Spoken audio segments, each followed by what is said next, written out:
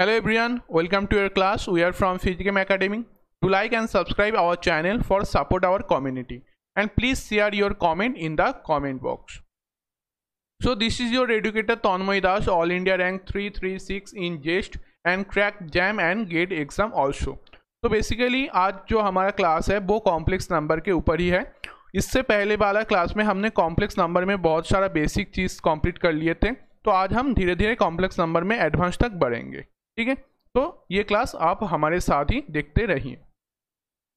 And also अगर आप इनमें किसी भी एंट्रेंस एग्जाम की तैयारी कर रहे हैं तो आपके लिए ये वीडियो काफ़ी इंपॉर्टेंट होगा, बिकॉज मैथ फिजिक्स सभी एंट्रेंस एग्जाम में पूछा जाता है और एक मेजर पोर्शन भी है. ठीक है, तो ये पोर्शन तो आपको कंप्लीट करना ही होगा. तो ये कुछ शेड्यूल है हमारे फिजिकम एकेडमी की तरफ से, जहाँ पर आपको जुलाई, अगस्त एंड सितंबर मतलब 3 महीनों के अंदर पूरा IIT जैम एंड बाकी सारे MSc एंट्रेंस एग्जामों की सिलेबस कंप्लीट करवाया जाएगा. जैसे अभी जुलाई महीना चल रहा है और हमारे चैनल पे mechanics, modern physics and mathematical physics का क्लास अभी स्टार्ट है. ऐसे ही अगस्त एंड सितंबर महीने पर भी ये क्लास कंटिन्यू रहेगा एंड सितंबर के एंड तक आपके पास हो जाएगा IIT जैम एंड बाकी सारे MSc एंट्रेंस एग्जाम की पूरा सिलेबस कंप्लीट. ठीक है, now we quickly start our class. But one thing, जो बच्चे हमारे साथ जुड़ना चाहते हैं वो स्क्रीन पे दिया हुआ QR कोड या फिर इस लिंक पर जाकर हमारे Telegram and WhatsApp group join कर सकते हैं. अब हम टेलीग्राम के साथ साथ व्हाट्सएप पर भी एक्टिव है, तो डिस्क्रिप्शन बॉक्स को चेक कीजिए, वहाँ पर आपको हमारा व्हाट्सएप एंड टेलीग्राम ग्रुप का लिंक मिल जाएगा. कोई भी डाउट हो क्वेश्चन की रिगार्डिंग या फिर कोई एग्जाम की रिगार्डिंग आपका कोई क्वेश्चन है तो हमारे ग्रुप पे पूछकर अपना डाउट क्लियर कर सकते हैं. इसके साथ साथ आपको ग्रुप में मिल जाएगा बहुत सारे असाइनमेंट्स एंड PYQ की सॉल्यूशन एंड डेली बेसिस में आपको अपना डाउट क्लियर करने की सेशन भी आपको मिल जाएगा. ठीक है, तो join our group and also subscribe our channel. ठीक है, तो स्टार्ट करते हैं आज का क्लास जो है कॉम्प्लेक्स नंबर के ऊपर.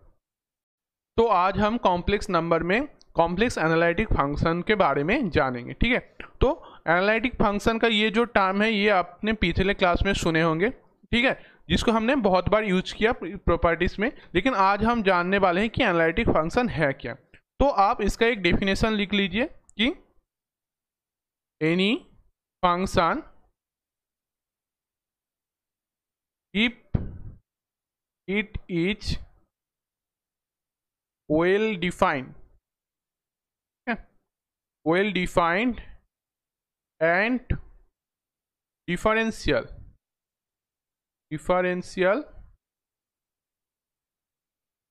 in all point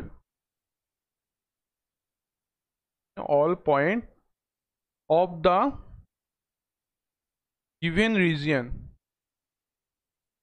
then it is analytic. Okay, तो ये हो गया हमारा एनालिटिक फंक्शन का डेफिनेशन, जहाँ पर आपको क्या कहा गया कि कोई भी फंक्शन एनालिटिक हो सकता है अगर वो वेल डिफाइंड हो एंड डिफरेंशियल हो. किस पर? एक गिवन रीजन के अंदर सब पॉइंट पे. ठीक है, एक गिवन रीजन में कोई भी पॉइंट नहीं, हर एक पॉइंट में उसको होना होगा वेल डिफाइंड एंड डिफरेंशियल, तभी हम उस फंक्शन को कह सकते हैं कि वो फंक्शन हमारा है एनालिटिक. ठीक है, तो आप आगे बढ़ते हैं. इसका एक इक्वेशन है जो है mod x = x होगा. कब होगा? अगर x हमारा हो जाए ग्रेटर देन 0. ठीक है, एंड -x होगा कब? जब हमारा x लेस देन 0 होगा. ठीक है, ये हो गया हमारा कॉम्प्लेक्स एनालिटिक फंक्शन का डेफिनेशन. ठीक है, अब आगे बढ़ते हैं. नेक्स्ट हम पढ़ेंगे एक फॉर्मूला या फिर आप इसको कह सकते हैं एक इक्वेशन. तो क्या है वो है हमारा कॉची रीमैन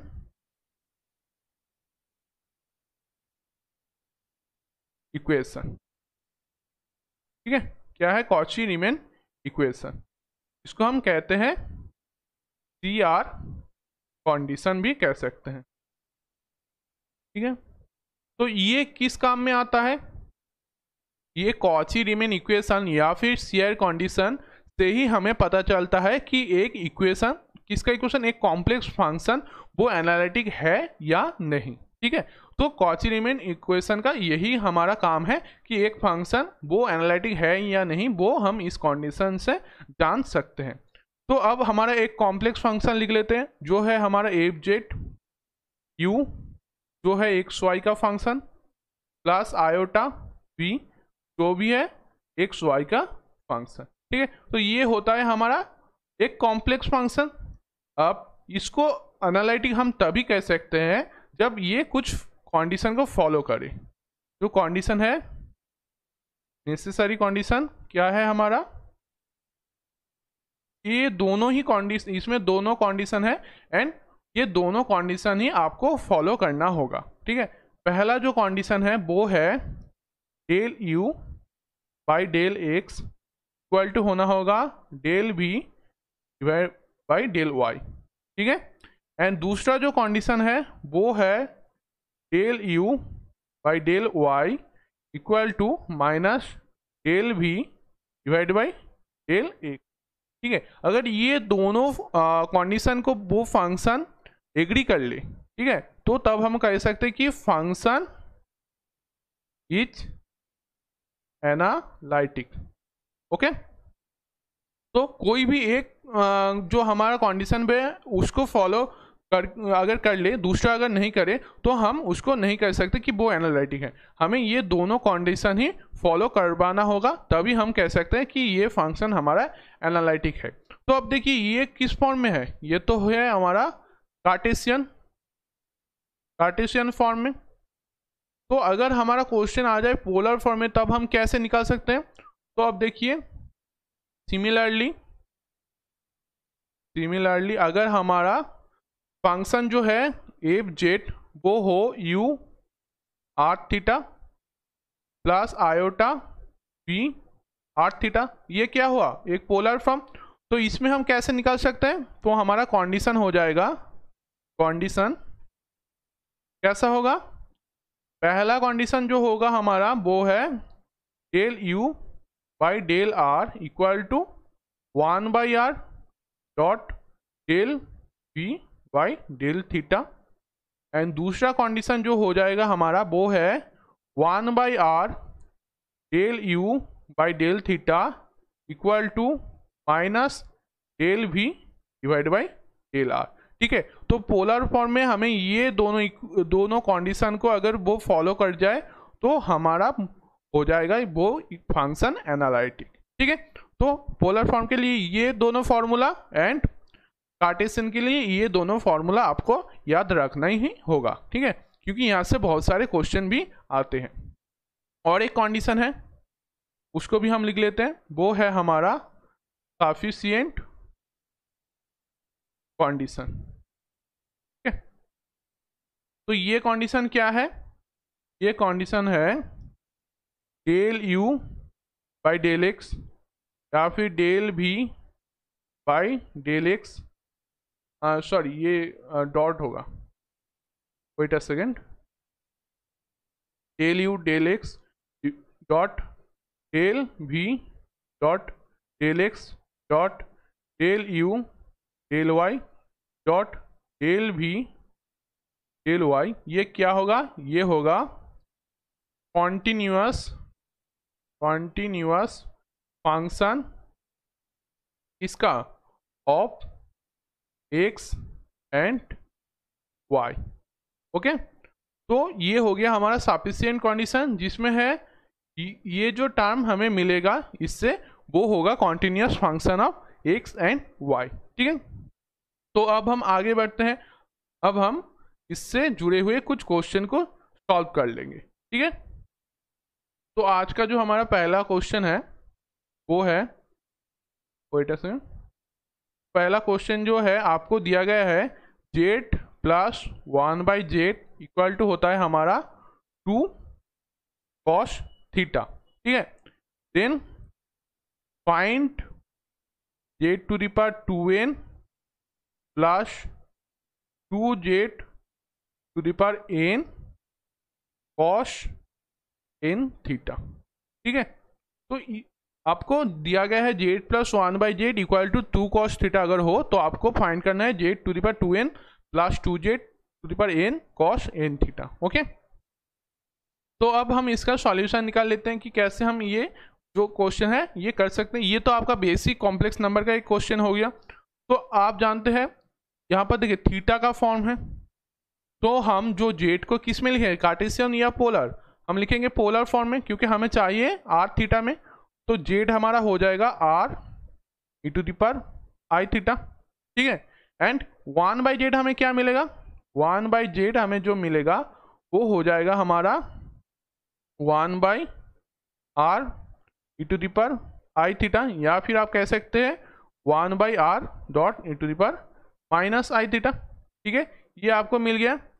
तो हमारा कंडीशन क्या था, जेड प्लस 1/z, ठीक है, जिसको हम कह सकते क्या, are e i theta plus 1/r E i theta, ठीक है। तो अगर हम इस दोनों को एक साथ लिख ले ये आई थीटा, तो जो इक्वल है किसके साथ, 2 cos थीटा। अब cos थीटा का आपको फॉर्मूला याद ही होगा। cos थीटा का फॉर्मूला ई फॉर्म में क्या होता है, e i theta plus e minus i theta divided by 2, ठीक है। तो ये वाला 2 और ये वाला 2 अगर हम काट दें तो हमें क्या मिल रहा है, हमें मिल रहा है r e i theta plus 1/r dot e minus i theta equal to e i theta plus e minus i theta, ठीक है। तो ये टर्म आपको मिल चुका है।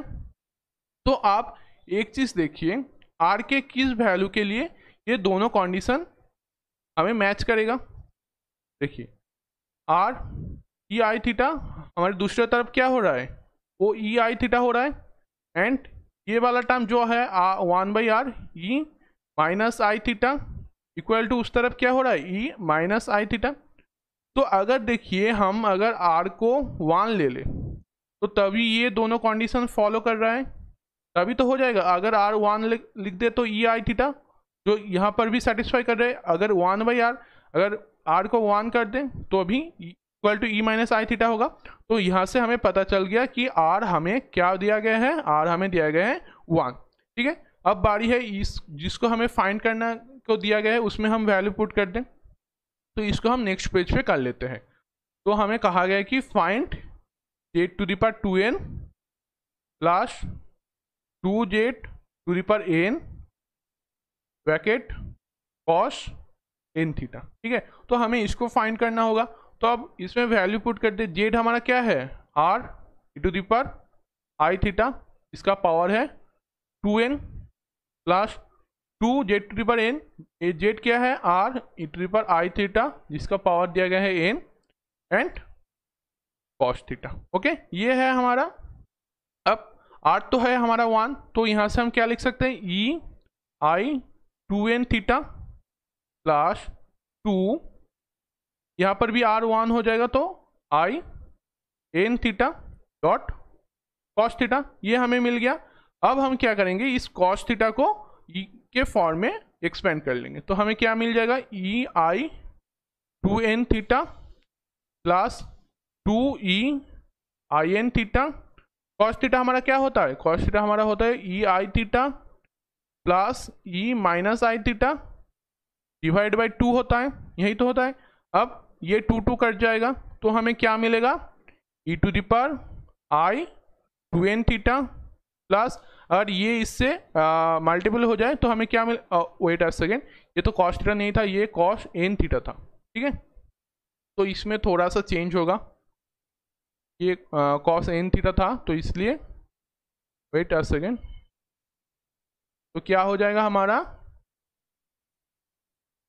यहाँ पर cos n थीटा था, यहाँ पर भी क्या हो जाएगा cos n थीटा।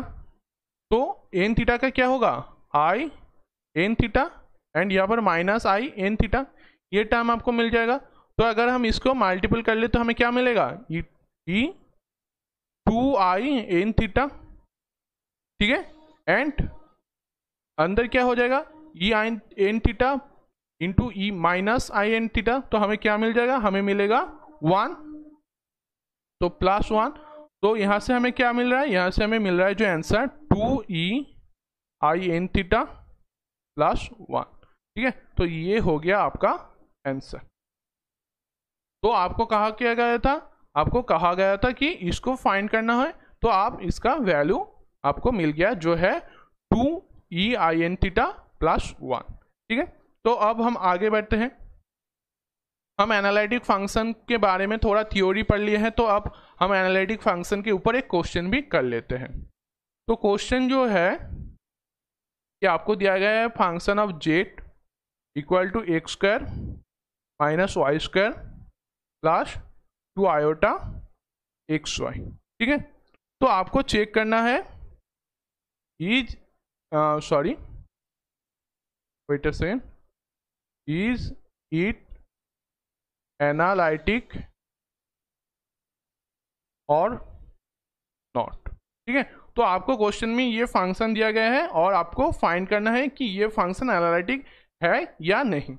तो आपको पता है एनालिटिक फंक्शन को फाइंड करने के लिए क्या यूज करेंगे हम, सीआर कंडीशन, जिसको हमने अभी पढ़े हैं, सीआर कंडीशन। और सीआर कंडीशन हमारा क्या होता है, del u by del x equal to किसका, del v by del y, ये एक कंडीशन है।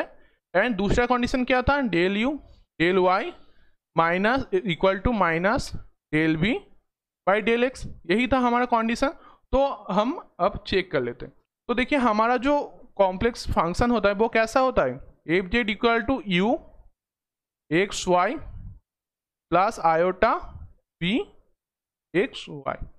तो अगर हम इसको कंपेयर करें, हमें क्या फंक्शन दिया गया है, हमें एफ जेड दिया गया है x² - y² + 2 आयोटा xy। तो अगर आप इसको चेक करें तो हमें u क्या दिया गया है, वो हमें दिया गया है x² - y², ये वाला टर्म। एंड v हमें क्या दिया गया है, v हमें दिया गया है 2xy, आयोटा को छोड़कर जो बाकी चीज़।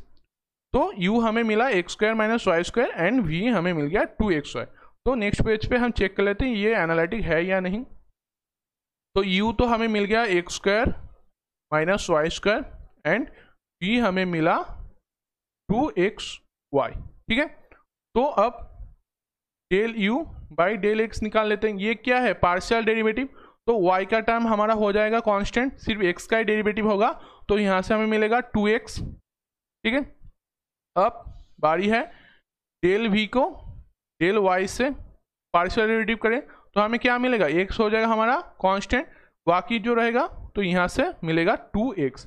तो आप देख सकते हैं हमें यहाँ से क्या मिल गया कि del u by del x equal to del v by del y।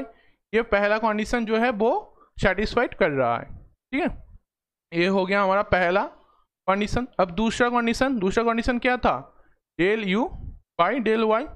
तो अगर del u by del y करें तो हमारा क्या हो जाएगा, ये x का टर्म ये कांस्टेंट हो जाएगा, तो हमें मिलेगा -2y। ठीक है, तो अब क्या है हमारा, del v by del x करना होगा, तो हमें क्या मिलेगा, 2y मिलेगा। x का टर्म का ही सिर्फ डिफरेंशियल होगा, y का टर्म हमारा कांस्टेंट रहेगा।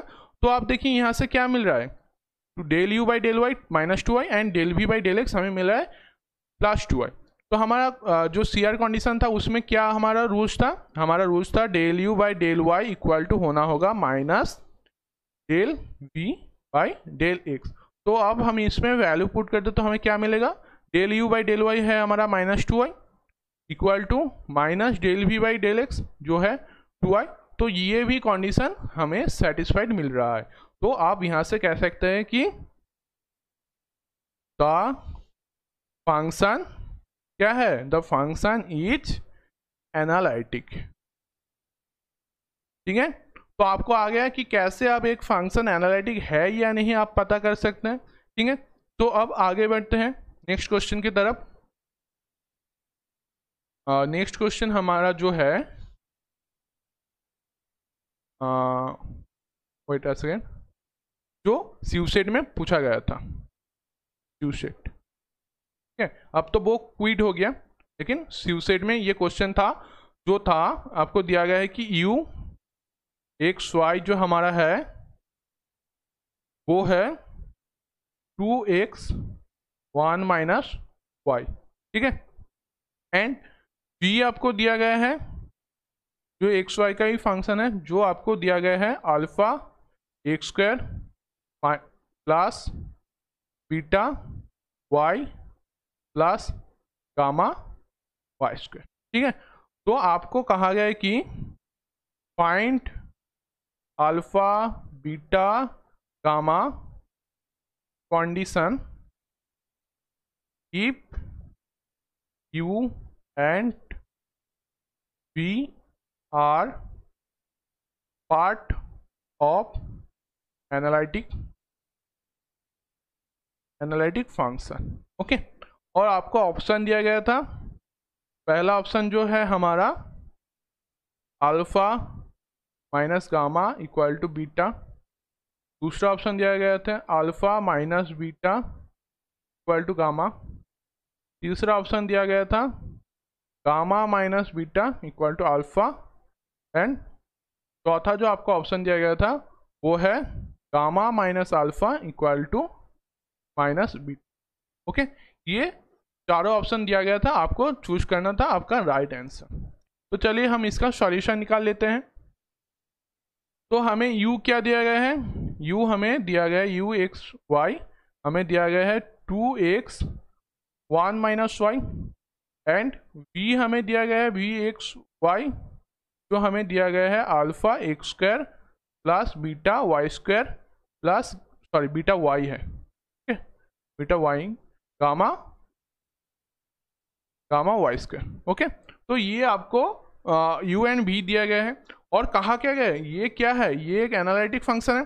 तो एनालिटिक फंक्शन का मतलब आपको क्या पता है, एनालिटिक फंक्शन हो तो del u by del x equal to किसका होता है, del v by del y, and दूसरा कंडीशन क्या होता है हमारा, del u by del y equal to होता है minus del v by del x का। तो चलिए अब हम इसके बेसिस में पार्शियल डेरिवेटिव कर ले, क्योंकि हमारा जो फंक्शन है वो एक एनालिटिक है, तो इसको सेटिस्फाइड वो जरूर ही करेगा। तो अगर del u by del x हम निकाल लेते हैं, जो हमें क्या मिलेगा 2 1 माइनस वाई देगा हमें, और del u by del y निकाल लेते हैं, वो हमें क्या देगा 2x एंड माइनस 1 देगा, तो हमें मिलेगा माइनस 2x, ठीक है। अब del v by del y निकाल लेते हैं, वो हमें क्या देगा, अगर del v by del y करे तो हमें मिलेगा बीटा प्लस 2 गामा वाई, ये मिल जाएगा आपको। और अगर हम del v by del x करें तो हमें क्या मिलेगा, हमें मिलेगा 2 अल्फा एक्स, ठीक है। तो ये चारों टर्म तो आपको मिल गया। अब हम इसको जो हमारा कंडीशन था उसमें अगर अप्लाई करें तो हमें क्या मिलेगा, हमारा कंडीशन था del u by del x equals to del u sorry del u नहीं del v, wait a second, del v by del y।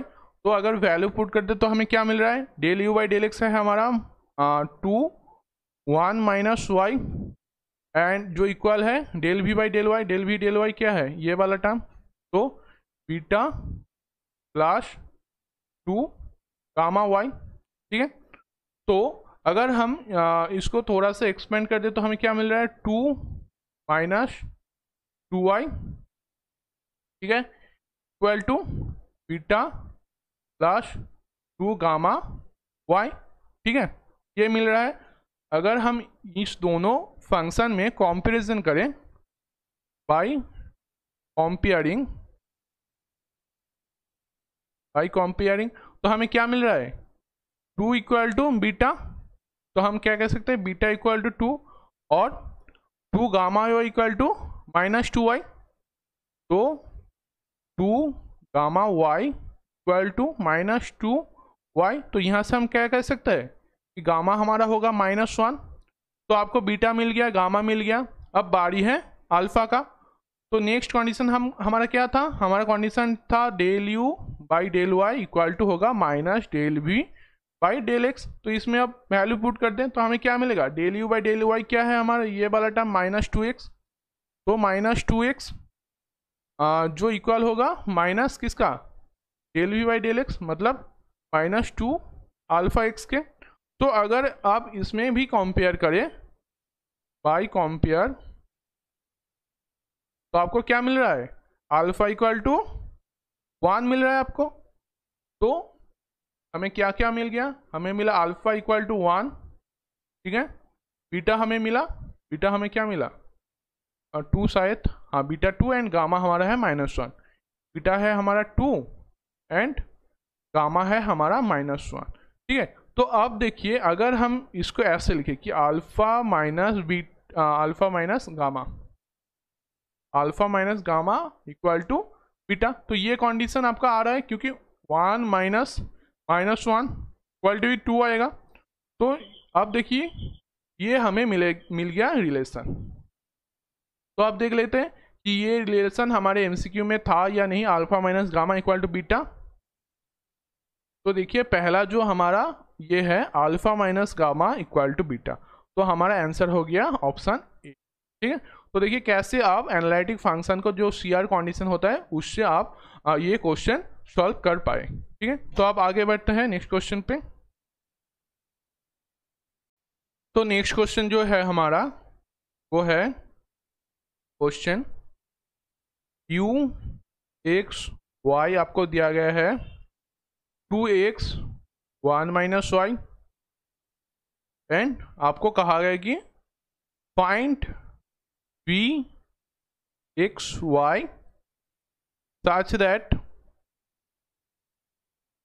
u and v are part of analytic function, okay. तो आपको जो question दिया गया है उसमें u दिया गया है, लेकिन आपको फाइंड करना है v, और जो हमें कंडीशन दिया गया है उसमें कहा गया है कि हमारा u v है पार्ट ऑफ एनालिटिक फंक्शन, ठीक है। तो हमें एनालिटिक फंक्शन में अभी तक क्या पता है, सीआर कंडीशन, इससे ही तो हम पता करते हैं कि एक फंक्शन एनालिटिक है या नहीं। तो यही है हमारा एक ऑप्शन। तो सीआर कंडीशन में हमारा क्या था, del u by del x equal to होता है del v by del y, and del u by del y equal to होता है हमारा minus del v by del x, ठीक है। तो अब हमारा क्या है, हम एनालिटिक किससे चेक करते थे, हम पार्शियल डेरिवेटिव से चेक करते थे, लेकिन हमें दिया गया है एनालिटिक फंक्शन, लेकिन बताया गया कि एनालिटिक फंक्शन है, लेकिन हमें अब वो v फाइंड करना होगा। तो अब हम क्या करेंगे, हम कर रहे हैं रिवर्स, क्योंकि हमें आंसर दिया गया है, हमें क्वेश्चन फाइंड करना होगा। तो अब हम क्या करेंगे, अब हम करेंगे इंटीग्रेशन, ठीक है। तो एनालिटिक चेक करने के लिए हम करते थे डिफरेंशियल, अब एनालिटिक दिया गया है, हमें फंक्शन निकालना है, तो हम करेंगे इंटीग्रेशन। तो किसका, तो देखिए हमें u दिया गया है 2x 1 माइनस वाई, तो पहला कंडीशन था del u by del x, तो हम वही निकाल लेते हैं कि del u by del x हमें क्या देगा, वो देगा 2 1 माइनस वाई देगा, ठीक है। ये किसका इक्वल है, ये इक्वल है del v by del y का। तो आप कह सकते हैं कि हमारा del v by del y है 2 1 माइनस वाई। तो यहाँ से अगर हमें अब क्या कह सकते हैं कि हमारा डेल वी क्या होगा, डेल वी हो जाएगा 2 1 minus y into del y. अब भी हमारा क्या होगा, अगर हम दोनों साइड पे इंटीग्रेशन कर दें, del v equal to 2 1 minus y del y, तो इंटीग्रेशन में ये डेल नहीं रहेगा, ये d y and d v हो जाएगा। तो हमें क्या मिला, हमें मिला integration d v equal to 2 1 minus y d y, ठीक है। तो इंटीग्रेशन हमें क्या देगा, इंटीग्रेशन हमें देगा ये पहला वाला टर्म तो हो जाएगा v इक्वल टू इंटीग्रेशन से क्या मिलेगा 2y minus 2y square by 2 plus एक कांस्टेंट होगा, ठीक है। तो उस कांस्टेंट को हम लिख लेते हैं f ऑफ x। तो हमें v इक्वल टू क्या मिल रहा है, v मिल रहा है 2y minus y square plus function of x जो है हमारा कांस्टेंट। ठीक है, तो ये हमें पहला इक्वेशन मिल गया। अब दूसरा हमारा कंडीशन क्या था, del u by del y होता है हमारा minus del v by del x। तो अब हम निकाल लेते हैं del u by del y। तो डेल y u हमारा क्या दिया गया था, u था हमारा 2x 1 माइनस वाई। ठीक है, तो इसका पार्शियल डेरिवेटिव निकाल ले, जो होगा हमारा 2x माइनस 1। ठीक है, तो यहाँ से हमें क्या मिल रहा है, माइनस 2x। ओके, तो इसको हम किसके इक्वल कर सकते हैं कि del u by del y equal to होता है हमारा minus del v by del x, जो इक्वल है किसका, माइनस 2x के। तो हमें क्या मिला, del v by del x equal to मिला 2x। तो यहाँ से हम कह सकते हैं कि डेल v होगा हमारा 2x डॉट डेल x। इस पर भी हम दोनों साइड पे इंटीग्रेशन कर दें तो हमें क्या मिल जाएगा, हमें मिलेगा integration dv equal to integration 2x dx। ठीक है, तो अगर हम इसका इंटीग्रेशन कर दे तो हमें क्या मिलेगा, इस साइड तो v मिल जाएगा और यहाँ पर 2x स्क्वायर बाई 2 प्लस एक कांस्टेंट मिलेगा हमें, इसको हम कहते हैं gx। ठीक है, तो ये हो गया हमारा दूसरा कंडीशन।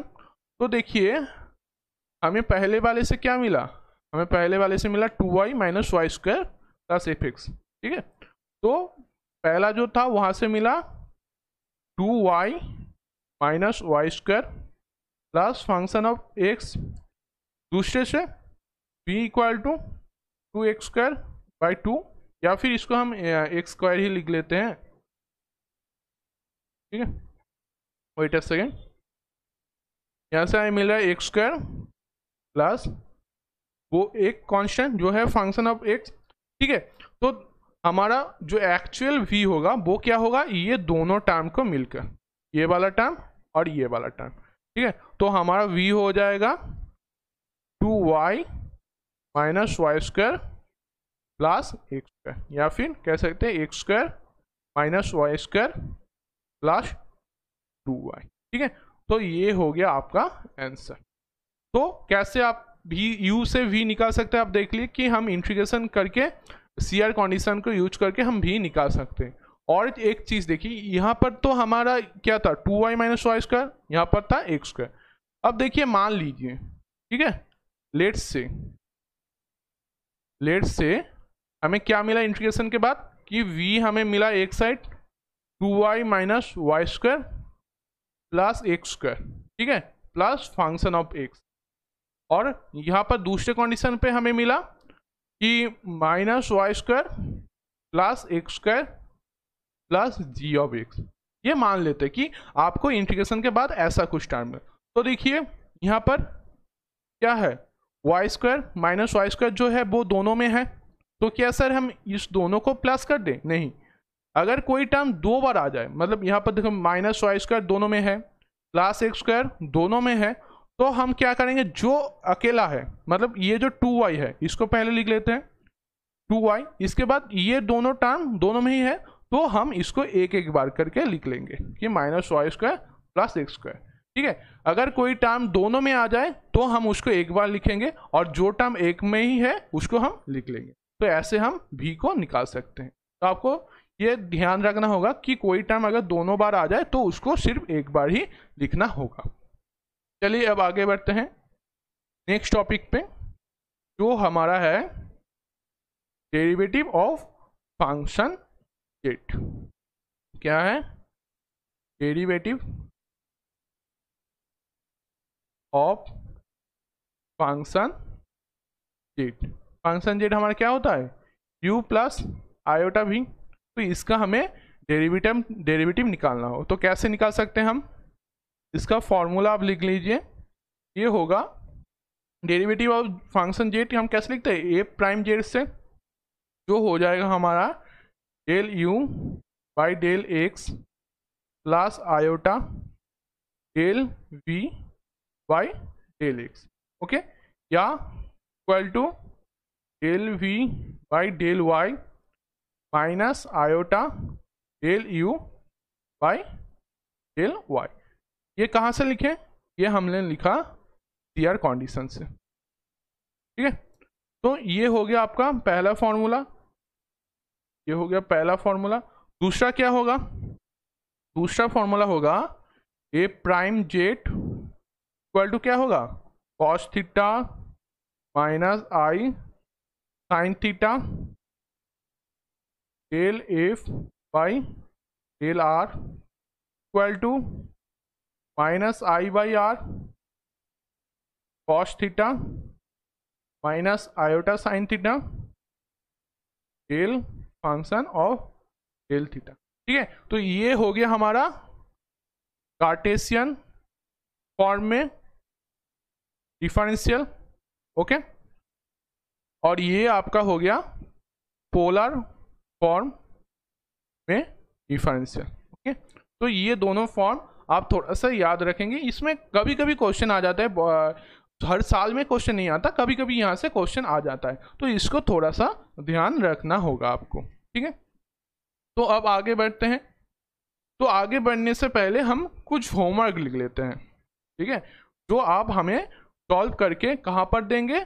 हमारे टेलीग्राम ग्रुप या फिर हमारा व्हाट्सएप ग्रुप में आप अपलोड करेंगे। तो आज का पहला होमवर्क जो है वो है u x y equal to x plus half x square minus y square, then find v x y of analytic function, ठीक है। तो आपको ये u दिया गया है, आपको v फाइंड करना होगा, जो हमने कुछ देर पहले ही करे थे। नेक्स्ट क्वेश्चन है find function z equal to sine z is analytic और नॉट। तो आपको एक फंक्शन दिया गया है f z equal to sine z, तो आपको फाइंड करना है ये फंक्शन एनालिटिक है या नहीं, ठीक है। तीसरा होमवर्क आपके लिए 1 plus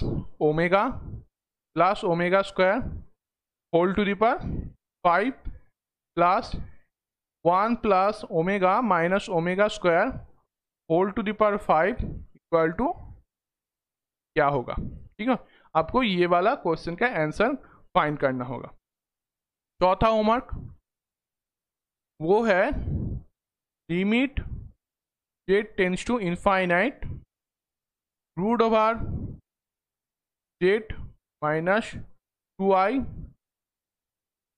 minus root over z minus i क्या होगा, इक्वल टू क्या होगा। तो ये क्वेश्चन 4 क्वेश्चन, और एक क्वेश्चन लिख लेते हैं। ये हो गया आपका 5वां क्वेश्चन, जो है f z equal to mod z का स्क्वायर, ये चेक एनालिटिक और नॉट, ठीक है। और 5 ही क्वेश्चन रहने देते हैं। ये 5 क्वेश्चन है आपके लिए होमवर्क, इसको आप जरूर ही करेंगे, तो इससे आपका प्रैक्टिस भी हो जाएगा और इसमें आपका नॉलेज भी बढ़ जाएगा, ठीक है। तो इसका जो आंसर आएगा वो हमारे जो व्हाट्सएप ग्रुप या फिर टेलीग्राम ग्रुप, आप कहीं पर भी इसको डाल देना, हम चेक करके आपको बता देंगे कि आपका प्रोसेस या आपका आंसर सही है या नहीं, ठीक है। तो होमवर्क आप जरूर ही करना। अब आगे बढ़ते हैं। आगे बढ़ने से पहले हम एक क्वेश्चन कर लेते हैं, ठीक है। ये क्वेश्चन हमारा आया था जैम 2016,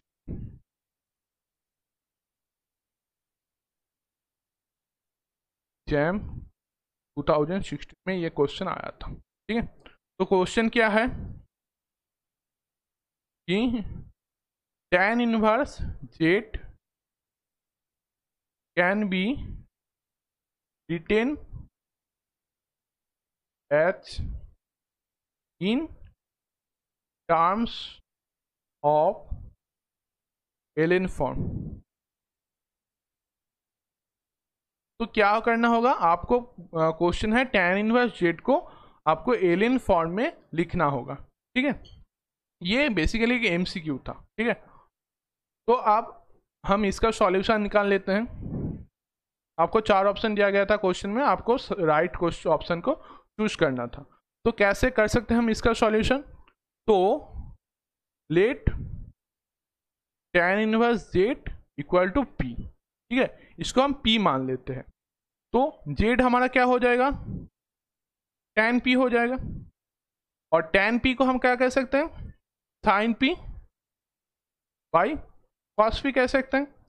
अब sin p को हम क्या कह सकते हैं? 1/2 iota e to the power i theta, i theta नहीं होगा, p होगा, वेट अ सेकेंड, ये p हो जाएगा, क्योंकि हमें क्या है, साइन p है, साइन थीटा तो नहीं है।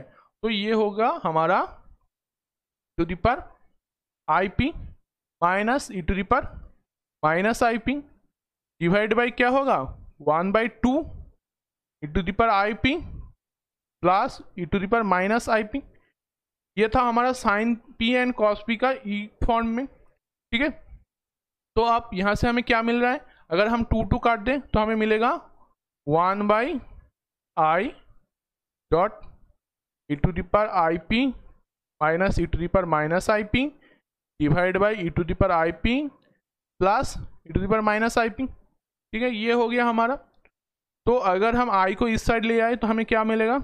हमें मिल जाएगा i z equal to e i p, sorry का पावर आई पी है,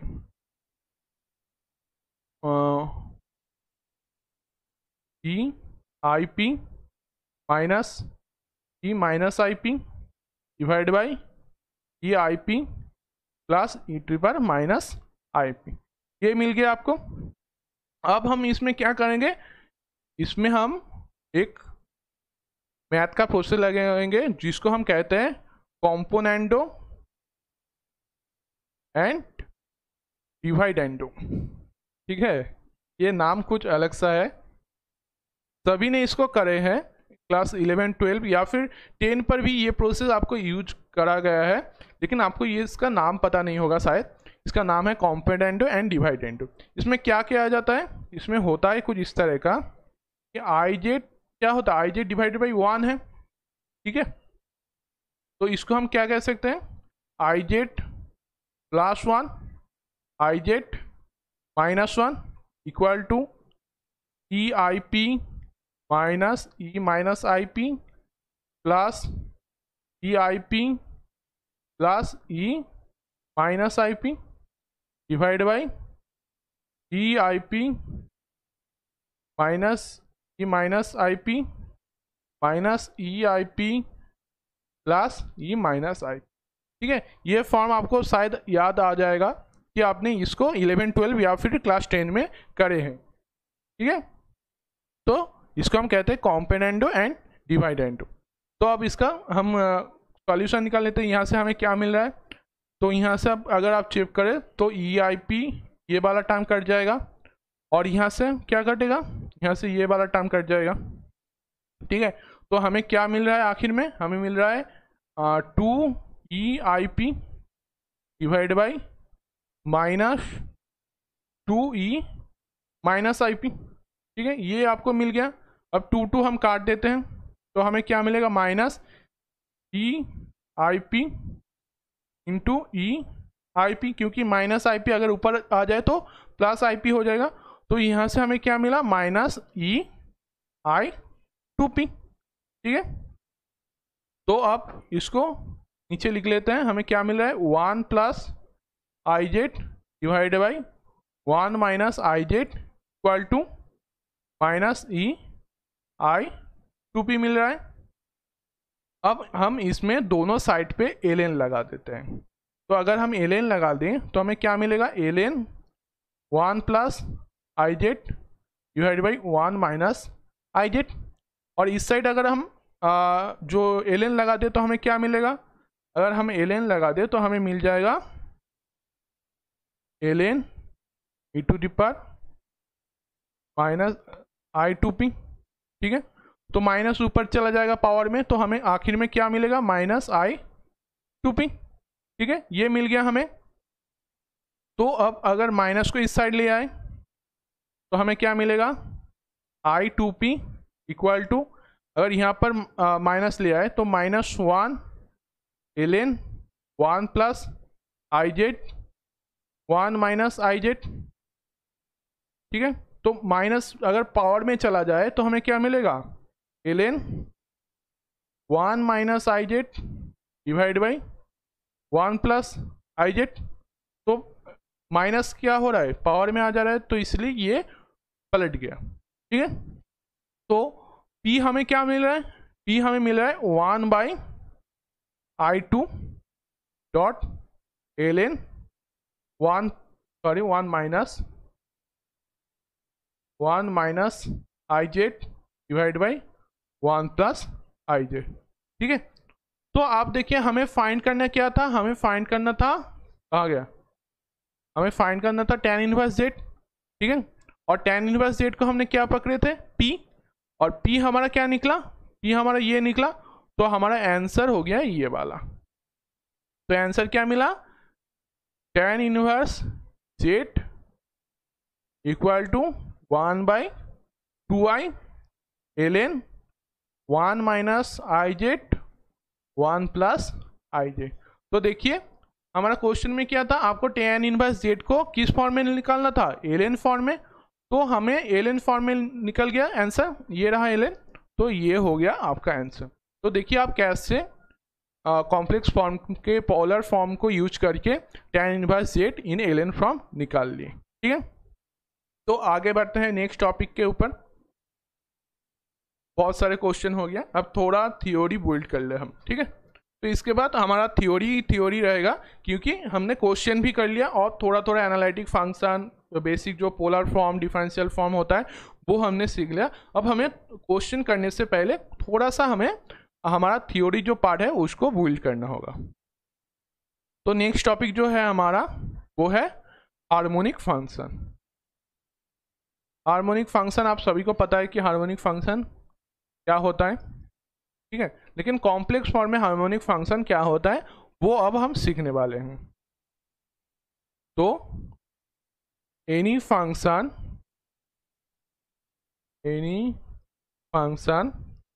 that satisfy Laplace equation and harmonic equation, Laplace harmonic equation अगर वो फॉलो करे, क्या था हमारा लाप्लास हार्मोनिक इक्वेशन का फॉर्मूला, कि डेल स्क्वायर फाई जो इक्वल होगा 0 and del square phi divide by del x square plus del square phi divide by del y square plus del square phi divide by del z square होगा हमारा क्या 0। तो अगर कोई function इस फॉर्मूले को फॉलो कर ले तो वो कहलाएगा हार्मोनिक फंक्शन, ठीक है। तो आगे बढ़ते हैं। नेक्स्ट जो नोटेबल चीज है वो है real part and imaginary part, okay, and imaginary part of a complex function जो है एनालिटिक, ठीक है, जो क्या है एनालिटिक आर हार्मोनिक फंक्शन। तो हमने क्या लिखा कि real part and imaginary part of a complex function, ठीक है। कोई भी कॉम्प्लेक्स फंक्शन नहीं, जो है हमारा एनालिटिक, एक एनालिटिक कॉम्प्लेक्स फंक्शन का जो real part and imaginary part होता है वो होता है हमारा हार्मोनिक फंक्शन, ठीक है। तो अब हम इसको थोड़ा सा चेक कर ले कि हाँ सही है या नहीं।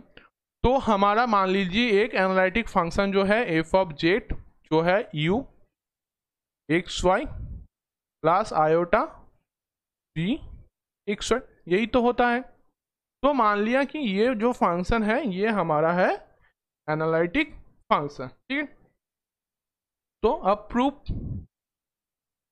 ठीक है, प्रूफ, तो अगर हम प्रूफ करना चाहें तो इसको क्या करना पड़ेगा, हमें प्रूफ करना होगा कि del square u equal to 0 होगा।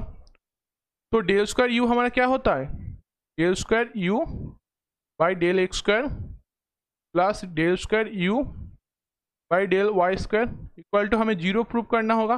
तो चलिए हम इसको प्रूफ कर लेते हैं। तो हम पहले क्या करेंगे, del by del x del u by del x plus del by del y del u by del y, यही तो है क्या, ये है हमारा del square u by del x square, sorry del 2 u by del x 2 plus del 2 y by del y 2 को इस form में हम लिख सकते हैं। तो अगर हम इस फॉर्म में लिख ले तो हमारा जो CR कंडीशन था उसको अगर हम अप्लाई कर ले तो हमें क्या मिलेगा, डेल बाई डेल एक्स, और ये जो अंदर वाला टर्म है इसको हम क्या लिख सकते हैं, इसको हम लिख सकते हैं del V by del y, जो हमारा CR कंडीशन पहला वाला था। फिर डेल बाई डेल वाई, इसको हम क्या लिख सकते हैं, इसको हम लिख सकते हैं minus del V by del x, ठीक है, ये हो गया। तो देखिए अगर डेल V को y से पहले पार्शियल डेरिवेटिव कर दें, फिर x के साथ हम उसका पार्शियल डेरिवेटिव करें तो हमें क्या मिलेगा 0, और दूसरे में भी प्लस 0। तो आप देख सकते हैं यहाँ से हमारा आंसर क्या आ रहा है, 0 आंसर आ रहा है, तो हमारा कंडीशन को फॉलो कर रहा है, सेटिस्फाई कर रहा है। तो यहाँ से हम क्या कह सकते हैं कि हमारा जो ये फॉर्मूला था, ये जो हमने कहा था कि real part and imaginary part of a complex function जो है एनालिटिक, उसका हर एक real part and imaginary part होता है हार्मोनिक फंक्शन, ठीक है। तो यहाँ से हम कह सकते हैं कि यू हो गया हमारा हार्मोनिक, ठीक है, वो प्रूव हो चुका है। तो अगर ये प्रूव हो गया तो यहाँ से हम दोनों कंडीशन को लिख सकते हैं। तो दोनों कंडीशन हमारा क्या होगा, पहला एक कंडीशन आप लिख लीजिए कि पहला कंडीशन जो है हमारा वो होगा del square u by del x square plus del square u plus del, sorry ये del 2 u by del x 2 plus del 2 u divide by del y 2 equal to होगा हमारा 0। एंड दूसरा जो कंडीशन है हमारा del 2 u divide by del x 2 plus del 2v del y 2 equal to 0 होगा। तो ये दोनों कंडीशन आपको मिल रहा है, और यहाँ से एक रूल्स मिल रहा है जो है हमारे u and v are harmonic, okay. तो ये दोनों कंडीशन को आपको ध्यान में रखना होगा, ठीक है। और ये जो है एनालिटिक फंक्शन में जो imaginary part and real part होता है वो होता है हमारा हार्मोनिक, ठीक है। तो अब हम आगे बढ़ते हैं नेक्स्ट पेज पे। नेक्स्ट पेज में हम सीखने वाले हैं application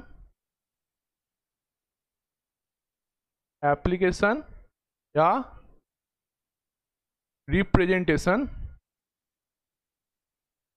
representation of a complex equation, ठीक है। क्या सीखने वाले हैं, एप्लीकेशन या फिर representation of a complex equation, ठीक है। तो कैसे हम एप्लीकेशन करते हैं और रिप्रेजेंट करते हैं बोल देख लेते हैं। देखिए हम इसको रिप्रेजेंट करते हैं कुछ इस तरीके से, z minus z not equal to r, ठीक है। तो सर ये क्या हुआ, z minus z not r क्या हुआ, z तो हमारा है एक कॉम्प्लेक्स फंक्शन हमें वो पता है, लेकिन ये जेड नॉट एंड आर क्या हुआ, ये हुआ आपका it's represent a circle center at z0 and radius equal to r, ठीक है। तो इस फॉर्म से आपको एक सर्कल का फॉर्म मिल रहा है जिसका सेंटर है आपके z0 एंड रेडियस जिसका है r, ठीक है।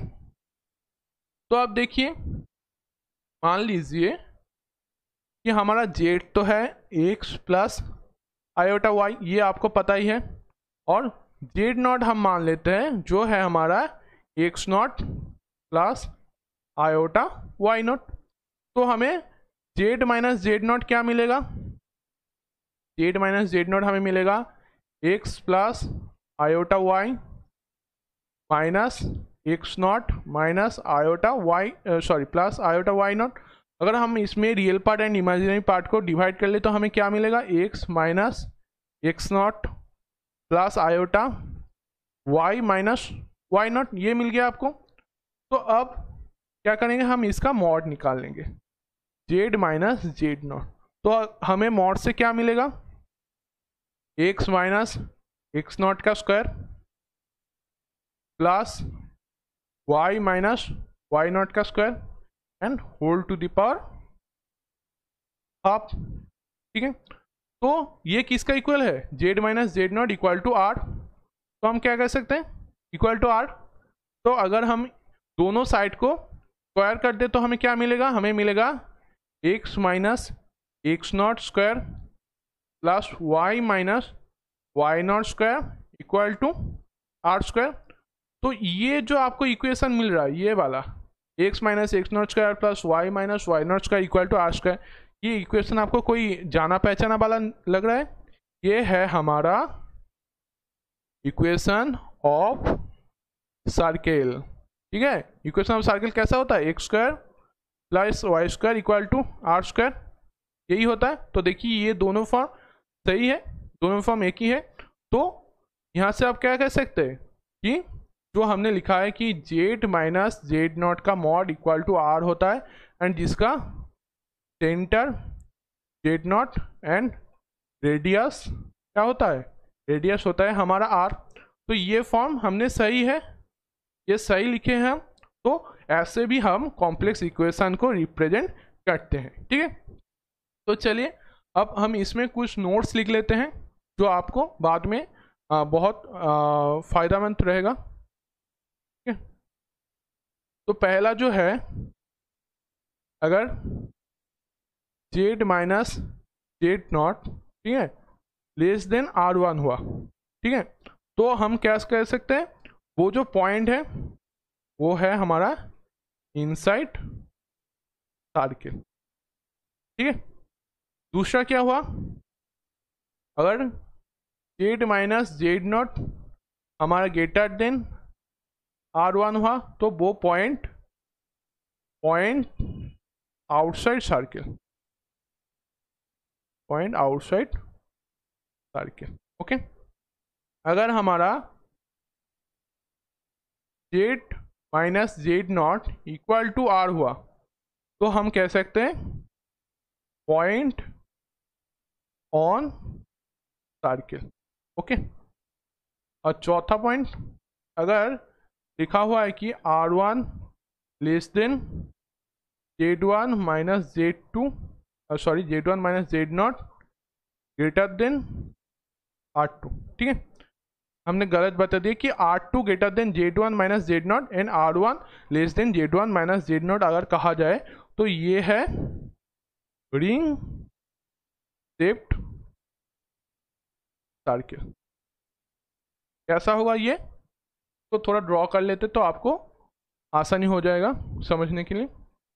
तो ये हो गया आपका एक सर्किल और ये वाला हो गया आपका दूसरा सर्किल। ठीक है, तो अगर आप देखिए, अगर मान लिए इसका सेंटर ये वाला है और ये वाला है, ठीक है, तो आपको क्या मिल रहा है?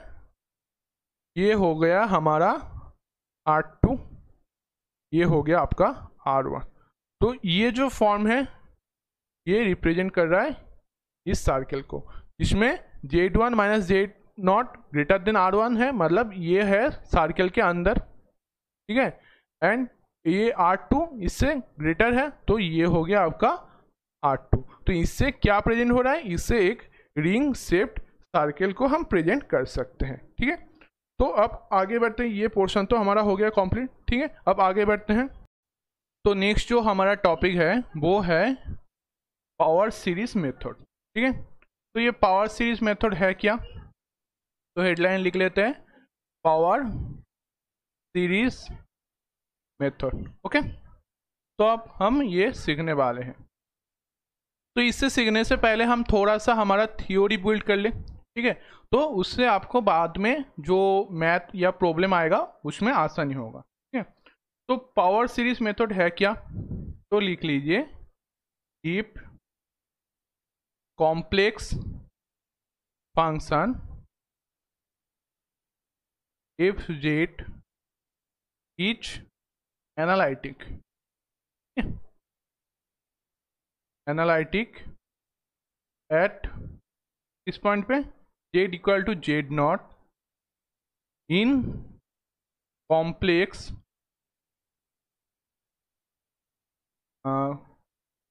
आर्गोंट प्लेन। ठीक है,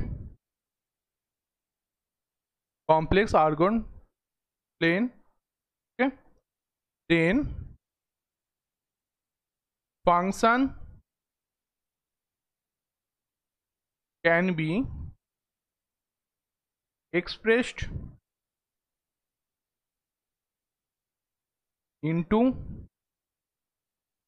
a power series about किस पॉइंट पे, about the point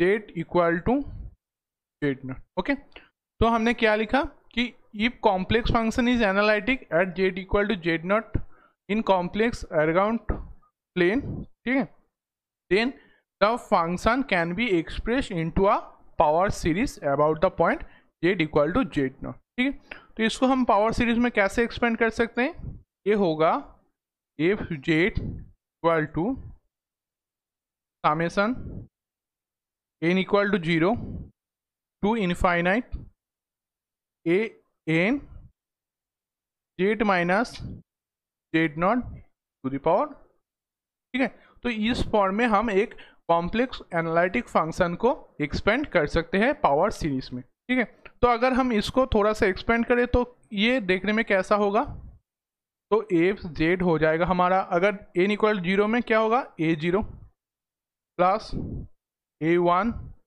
Z minus z nought plus a 2 z minus z nought to the power square plus a cube, sorry a 3 by z minus z nought whole to the power cube, a 4 z minus z nought whole to the power 4। ऐसे ही ये continue होगा कहाँ तक, ये n z minus z nought whole to the power n. ठीक है, तो ये हो गया हमारा एक कॉम्प्लेक्स फंक्शन का पावर सीरीज में एक्सपेंड। ठीक है, तो अब इसमें जो जेड है, ठीक है, इसमें जो जेड है वो क्या है, वो है एनी ऑर्बिटरी कॉम्प्लेक्स पॉइंट। ठीक है, ये हो गया हमारा एनी ऑर्बिटरी कॉम्प्लेक्स पॉइंट। अब जेड नॉट क्या है हमारा, जेड नॉट है हमारा fixed, sorry wait a second, z nought लिखना होगा, हाँ, तो जेड नॉट हमारा क्या हुआ, जेड नॉट हुआ हमारा फिक्स्ड पॉइंट जो है हमारा एनालिटिक। ओके, इस पॉइंट के बेसिस में हमारा फंक्शन होगा एनालिटिक। ओके, अब नेक्स्ट ये हम थोड़ा थ्योरी बिल्ड कर लेंगे। ठीक है, इसमें थोड़ा आप थियोरी हमारे साथ लिखते जाइए। ठीक है, इससे आपका जो बेसिक है इसमें वो धीरे धीरे बिल्ड होता जाएगा। ठीक है, नेक्स्ट क्या है, नेक्स्ट है, wait a second, colour change कर लेते हैं, at point z equal to z 1। ठीक है, function z is analytic. Okay, तो z equal to z point पे हमारा फंक्शन जो है वो एनालिटिक है।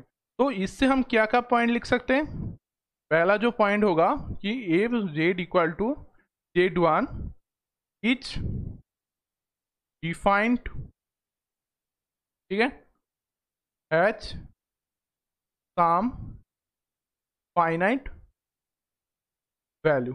ओके, तो अगर इस पॉइंट पे एनालिटिक हो तो ये तो डिफाइंड एंड उसमें हमें कुछ फाइनाइट वैल्यू मिलेगा, ये तो हमें पता ही था। दूसरा पॉइंट क्या है, दूसरा पॉइंट है sum of power series is finite at z equal to z one. मतलब z equal to z one point पे हमारा जो पावर सीरीज हमने यहाँ पर लिखा था कि ये वाला जो सीरीज होता है इसका जो आंसर होगा वो हमें फाइनाइट मिलेगा किस पॉइंट पे, z equal to z one, जो पॉइंट है हमारा एनालिटिक पॉइंट। ठीक है, अब आगे बढ़ते हैं। थर्ड पॉइंट हमें क्या मिलेगा, power series is convergent in nature at z equal to z one. ठीक है, तो पावर सीरीज कॉन्वर्जेंट नेचर का होगा किस पॉइंट पे, at z equal to z one. ठीक है, तो यहाँ से ये जो तीनों पॉइंट लिखे हैं इससे हम एक और चीज लिख सकते हैं। पहले ये चीज आप नोट कर लीजिए। तो हम यहाँ से क्या लिख सकते हैं कि अगर हमारा पावर सीरीज क्या हो जाए, convergent at z equal to z one point पे। ठीक है, अगर हमारा पावर सीरीज कॉन्वर्जेंट हो जाए तो क्या होगा, तो हम ये कह सकते हैं कि function of z equal to z one हमारा हो जाएगा एक analytic function, analytic. Okay, analytic function. तो क्या हुआ, अगर हमारा पावर सीरीज कॉन्वर्जेंट हुआ z equal to z point पे, ठीक है, तो हम कह सकते हैं कि f of z one is a analytic function. ठीक है, नेक्स्ट पॉइंट है अगर हमारा पावर सीरीज, ठीक है, अगर हमारा पावर सीरीज डाइवर्जेंट हुआ at z equal to z two point, ठीक है, देन हम क्या कह सकते हैं कि function z equal to z two is non analytic. Okay, तो अगर हमारे किसी पॉइंट पे हमारा पावर सीरीज कॉन्वर्जेंट हुआ तो उस पॉइंट पे हमारा फंक्शन भी क्या होगा, एनालिटिक होगा। अगर कोई पॉइंट पे हमारा जो पावर सीरीज है वो डाइवर्जेंट निकला तो उस पॉइंट पे हमारा जो फंक्शन होगा वो हो जाएगा एनालिटिक फंक्शन। ठीक है, तो आगे बढ़ते हैं।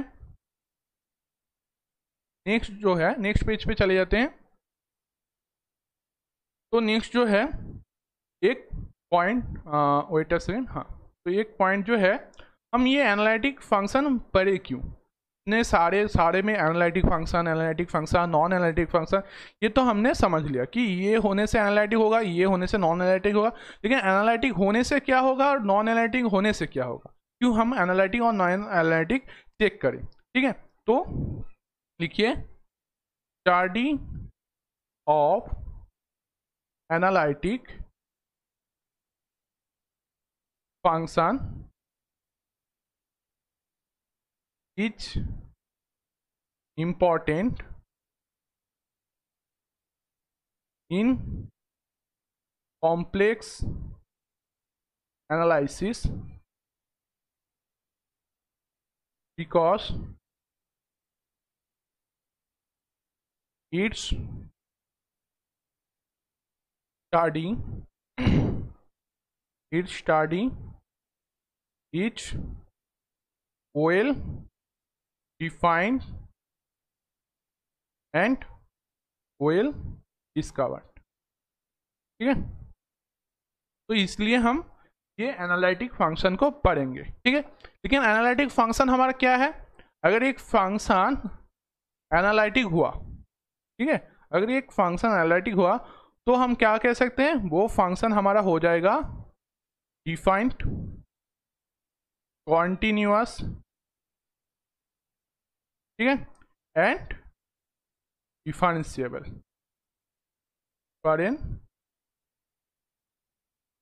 तो अगर हम प्रूव कर दे कि एक फंक्शन हमारा क्या है, एनालिटिक है, तो हम उस फंक्शन को और क्या क्या कह सकते हैं, वो डिफाइंड होगा, वो कॉन्टिन्यूअस होगा एंड वो डिफरेंशिएबल होगा, ठीक है।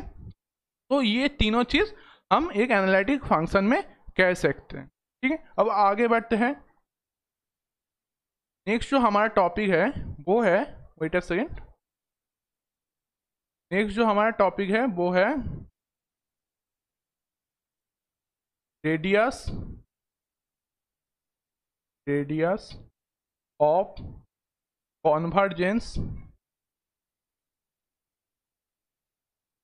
And region of convergence of power series, okay. तो नेक्स्ट टॉपिक हमारा क्या है, radius of convergence and region of convergence of power series. तो ये है क्या, तो थोड़ा थ्योरी लिख लीजिए। Consider function f z which is analytic, okay, which is analytic at point z equal to z naught, ठीक है। देन यहाँ से लिख लेते हैं, then we draw largest possible circle,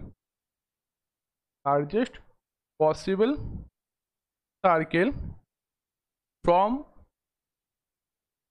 z equal to z naught such that all point inside circle are analytic and power series convergence for all those point inside, ठीक है। तो हमने क्या लिख लिया, consider function fz which is analytic at point z equal to z naught, then we draw largest possible circle from z equal to z naught such that all point inside circle are analytic and power series convergence for all these point inside। इसका मतलब क्या हुआ, मतलब हुआ कि हम एक function मान लेते हैं जो हमारा है एफ जेड, ठीक है, वो फंक्शन एनालिटिक है किस पॉइंट पे, z equal to z nought पे, ठीक है। तो एनालिटिक फंक्शन होने के दौरान हम उससे सबसे बड़ा पॉसिबल सर्कल ड्रॉ कर सकते हैं जिसके अंदर उस सर्कल के अंदर कोई भी पॉइंट मान लो, कोई भी पॉइंट आप मान लो, उस पॉइंट पे वो फंक्शन एनालिटिक होगा एंड उसका जो पावर सीरीज होगा वो भी कॉन्वर्जेंट होगा उसके अंदर, सर्कल के अंदर कोई भी पॉइंट पे, ठीक है। तो ये हुआ हमारा radius of convergence and regions of convergence of power series, ठीक है। तो नेक्स्ट पेज पे हम एक ड्राइंग करके इसको समझ लेते हैं, ठीक है। Give me some time. तो ये हो गया आपका वाई एक्सिस, ये हो गया आपका एक्स एक्सिस, ओके। इसमें हम क्या करेंगे, एक साइकिल ड्रॉ करेंगे at z equal to z nought पे, ठीक है। वेट, ये रहा हमारा सर्कल, ठीक है। अब एक चीज नोटिस कीजिए, ठीक, इसमें ये जो पॉइंट है एट सेंटर, ये क्या है, z इक्वल टू हमारा z नॉट पॉइंट हो गया। अब इसमें कोई भी पॉइंट ले लो, आप कोई भी पॉइंट ले लो, ये हो गया आपका पॉइंट, ये पॉइंट, ये पॉइंट, ये पॉइंट, कोई भी इसमें कोई अंदर बाहर नहीं, इसमें कोई भी अंदर का पॉइंट आप ले लो, उस पॉइंट पे हमारा फंक्शन क्या होगा, उस पॉइंट पे हमारा फंक्शन हो जाएगा एनालिटिक। एंड इस पर अगर हम पावर सीरीज ड्रॉ करें तो हमारा पावर सीरीज क्या होगा, हमारा पावर सीरीज हो जाएगा कॉन्वर्जेंस, ठीक है। लेकिन अगर हम इसमें कोई बाहर का पॉइंट ले लें, कोई भी इस सर्कल के बाहर कोई भी पॉइंट ले लें, तो उस पॉइंट पे फंक्शन हो जाएगा हमारा नॉन एनालिटिक, ठीक है। तो ये जो क्रॉस पॉइंट हमने लिखे हैं ये क्या है, पॉइंट्स वेयर सीरीज कॉन्वर्जेंट नहीं होगा तो क्या होगा, डाइवर्जेंस, डाइवर्जेंस, ठीक है। तो जो क्रॉस पॉइंट हमने ड्रॉ किए हैं उस पॉइंट पे हमारा फंक्शन हो जाएगा डाइवर्जेंस, ठीक है। अब हमने क्या किया है, हमने और एक पॉइंट ड्रॉ किया है, ये पिंक वाला, पिंक राउंड, ठीक है। तो ये जो पॉइंट है, इस पॉइंट पे पॉइंट्स वेयर सीरीज क्या होगा, सीरीज कॉन्वर्जेंस, कॉन्वर्ज हो जाएगा, कॉन्वर्ज, ओके। तो ये दोनों चीज आपको ड्राइंग से मिल गया कि अगर हम z equal to z0 point पे हमारा फंक्शन एनालिटिक हो तो उस पॉइंट से हम एक पॉसिबल लार्जेस्ट सर्कल ड्रॉ कर सकते हैं जिसके अंदर हर एक पॉइंट पे हमारा फंक्शन होगा एनालिटिक एंड हमारा जो पावर सीरीज है वो होगा कॉन्वर्ज, ठीक है। अब आगे बढ़ते हैं, हम इसमें थोड़ा हमारा जो थ्योरी रहेगा, ठीक है, कुछ देर के लिए ये थ्योरी का ही क्लास रहेगा, ठीक है। तो नेक्स्ट जो हमारा टॉपिक है वो है पावर सीरीज डाइवर्जेंस, या फिर हाँ divergence from same specific points on outside circle. तो यही हमने ऊपर लिखे हैं कि पावर सीरीज डाइवर्ज किस पॉइंट पर करेगा, जो हमारा सर्किल के आउटसाइड रहेगा, ठीक है। तो यहां से हम क्या कह सकते हैं, then R is radius, okay, of convergence and mod z minus z0 less than r is said to be region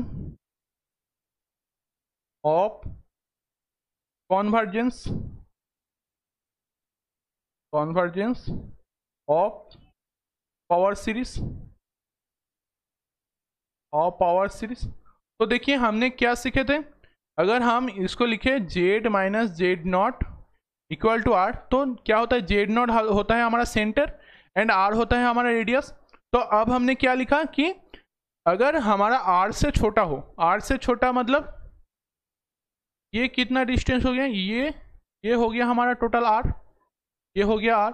तो r से छोटा होने का मतलब सर्कल के अंदर कोई भी पॉइंट वो तो r से ही छोटा होगा।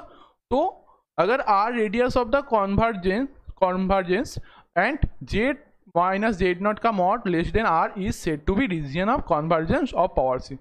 तो आपको समझ आ गया कि अगर r से छोटा कोई डिस्टेंस में हम एक पॉइंट ले तो वो पॉइंट क्या होगा, पावर सीरीज में कॉन्वर्जेंस पॉइंट हो जाएगा, ठीक है। तो अब आगे बढ़ते हैं, एक क्वेश्चन को सॉल्व कर लेते हैं, एक छोटा सा क्वेश्चन देख लेते हैं, वो हम चले जाते हैं नेक्स्ट पेज पे।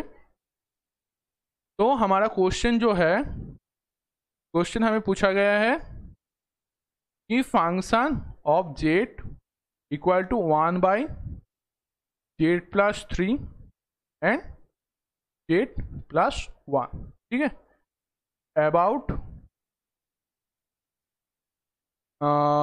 Mod z minus 3 by 2, sorry mod z by minus 3 by 2 equal to 3/2, ठीक है, and make power series. Okay, तो आपको कहा क्या गया है क्वेश्चन में कि आपको एक फंक्शन दिया गया है जिसमें कहा गया है z माइनस 3/2 इक्वल टू 3/2 हो गया हमारा and make a power series. तो आपको एक पावर सीरीज बनाने को कहा गया है। अब एक चीज़ नोटिस कीजिए कि हमारा जो फंक्शन है ये z माइनस 3/2 इक्वल टू 3/2 है, ठीक है। तो 3/2 के मतलब क्या हुआ, 3/2 मतलब 1.5। तो हमारा सेंटर कहाँ पे है, जो z नॉट होता है वो है 3/2 या फिर 1.5 पे, एंड हमारा रेडियस क्या है, हमारा रेडियस है 3/2 इक्वल टू 1.5, ठीक है। तो अब एक चीज़ नोटिस कीजिए, हमारा जो फंक्शन दिया गया है, फंक्शन क्या दिया गया, एफ जेड जो है 1 Z plus 3 and Z plus 1।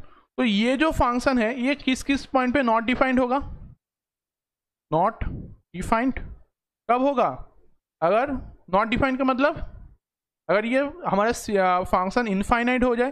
तो इनफाइनाइट हम कैसे कर सकते हैं, अगर ये नीचे वाला टर्म 0 हो जाए तो 1 डिवाइड बाई 0 हमारा क्या देता है, इनफाइनाइट देता है। तो ये नीचे वाला टर्म मतलब z प्लस 3 कब 0 होगा, इक्वल टू 0 तभी होगा अगर z इक्वल टू हमारा -3 हो या फिर z इक्वल टू हमारा -1 हो, तभी ये फंक्शन क्या होगा, नॉट डिफाइंड हो जाएगा। तो एक चीज़ देखिए, अगर हम ड्रॉ कर लें, ठीक है, अगर हम इसको ड्रॉ कर लें तो ये हो गया हमारा x एक्सिस, ये हो गया आपका y एक्सिस। अब इसमें हम थोड़ा पॉइंट लिख लेते हैं कि ये हो गया हमारा 1, ठीक है, ये हो गया आपका 2, ये हो गया आपका 3, ये हो गया आपका -1, ये हो गया आपका -2, ये हो गया आपका -3, ठीक है। अब हमें कहा क्या गया है, हमारा सेंटर कहाँ पे है, 3/2 मतलब 1.5 मतलब इस किसी पॉइंट पे, और रेडियस क्या है 1.5। तो 1.5 हमारा क्या आएगा, अगर हम इसको एक साइकिल ड्रॉ करें तो हमारा क्या आएगा, यहाँ 3 से स्टार्ट होगा, सॉरी यहाँ से स्टार्ट होगा, ठीक है। तो देखिए इसको थोड़ा अच्छे से कर लेते हैं तो आपको समझ में आसानी होगा। तो ये हो गया आपका, तो अब देखिए ये 3 नहीं होगा, हो गया, वेट अ सेकेंड। तो अगर हम लाइन खींच दें तो ये हो गया हमारा x एक्सिस, ठीक है, और इस पे 3 पॉइंट कौन सा आएगा, ये वाला पॉइंट 3 आएगा, ये 3 पॉइंट ये वाला, और ये कौन सा, ये ऑरिजिन 0 0। तो देखिए ये पॉइंट जो है इसका जो सेंटर है वो किस पॉइंट पे है, 3/2 पॉइंट पे है, एंड इसका जो रेडियस का डिस्टेंस क्या है, ये भी 3/2 है, ठीक है। तो ये सर्किल आ गया। अब देखिए हमने क्या पढ़े थे, हमने पढ़े थे कि हम एक अगर जिस पॉइंट पे ये 1.5 पे ये फंक्शन अगर एनालिटिक हो तो हम इससे एक लार्जेस्ट पॉसिबल सर्किल ड्रॉ कर सकते हैं जिसके अंदर हर एक पॉइंट हमारा क्या देगा, पावर सीरीज को कॉन्वर्जेंस देगा, एंड हमारा जो फंक्शन होगा उसको हमें एनालिटिक देगा, ठीक है। तो इसका जो भी पॉइंट है वो किसके अंदर होगा, 3 एंड 0 के अंदर, तभी तो हमारा रेडियस 3/2 होगा। लेकिन हमारा पॉइंट कौन सा आया, एक आया -3 एंड एक दूसरा आया -1। तो -3 कहाँ पर है, यहाँ पर, -1 कहाँ पर है, यहाँ पर। तो दोनों पॉइंट कहाँ पर है, outside of the circle. So the points are outside of the circle, ठीक है। तो सर्किल के आउटसाइड होने से हमें क्या पता है कि हमारा पावर सीरीज क्या होगा, पावर सीरीज तो हो जाएगा डाइवर्ज, डाइवर्ज। तो यहाँ से कि हम पावर सीरीज निकाल सकते हैं, नहीं, तो यहाँ से हमारा पावर सीरीज क्या हो जाएगा, हमारा पावर सीरीज हो जाएगा इनफाइनिट, ठीक है, इनफाइनाइट हो जाएगा हमारा पावर सीरीज फाइनाइट। तो हम क्या कह सकते हैं, हमारा पावर सीरीज हो गया डाइवर्जेंट। तो यहाँ से हम पावर सीरीज नहीं निकाल सकते। तो आपको पता चल चुका है कि ये जो क्वेश्चन है जहाँ पर आपको पावर सीरीज निकालने को कहा गया है, लेकिन इस पॉइंट पे हम पावर सीरीज नहीं निकाल सकते क्योंकि हमारा नॉट डिफाइंड पॉइंट कौन कौन सा था, -3 एंड -1 जो है आउटसाइड ऑफ द सर्कल।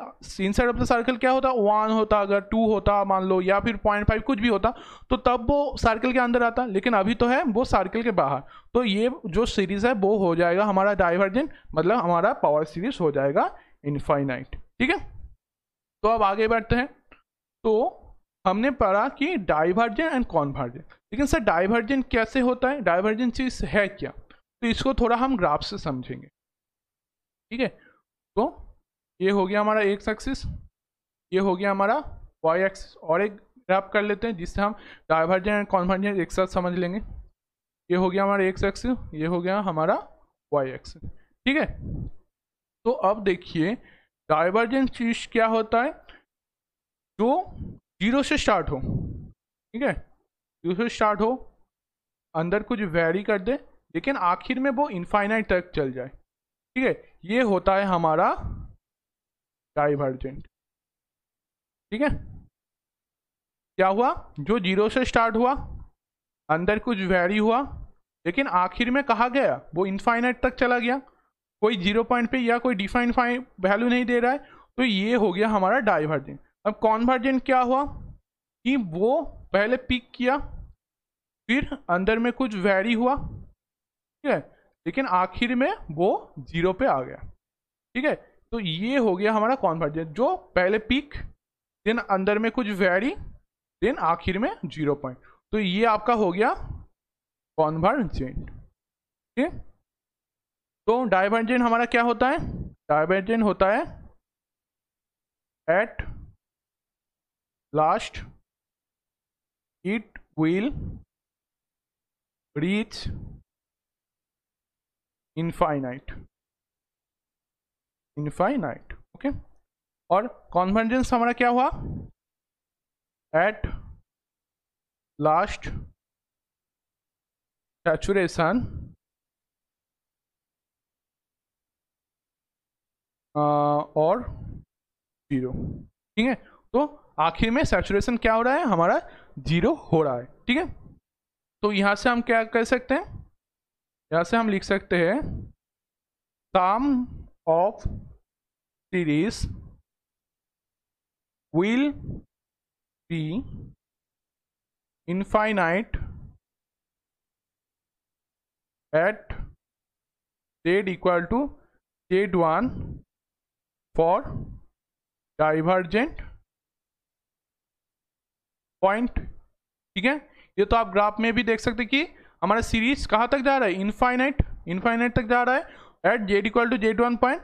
तो हमारा जो पावर सीरीज है वो क्या हो रहा है, वो हो रहा है डाइवर्जेंट। ठीक है, तो अब नेक्स्ट टॉपिक पे आगे बढ़ते हैं।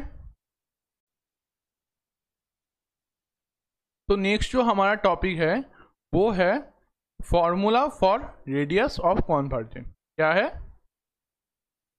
फॉर्मूला फॉर रेडियस